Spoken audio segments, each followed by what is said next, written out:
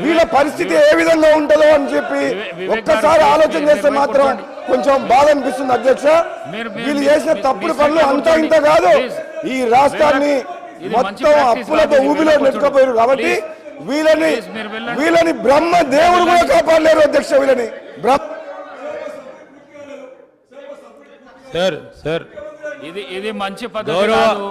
వివేక్ గారు వెళ్ళండి, మీరు మీ సీట్లకు వెళ్ళండి, మీ సీట్లకు వెళ్ళండి.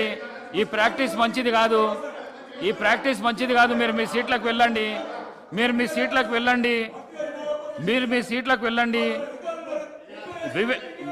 ఈ మంచి ప్రాక్టీస్ కాదు, వెళ్ళండి. సార్ మాట్లాడండి, మంత్రి గారు మాట్లాడండి. వారందరినీ కూర్చోమనండి సార్. ప్లీజ్ కూర్చోండి సార్. శ్రీహరి గారు కూర్చోండి.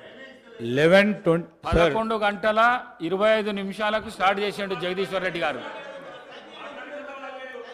మాట్లాడండి సార్.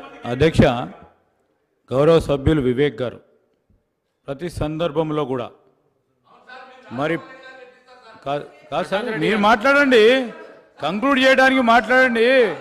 ప్రతిరోజు పోడియం దగ్గరకు వచ్చి బెదిరించడం అనేది సరికాదు అధ్యక్ష.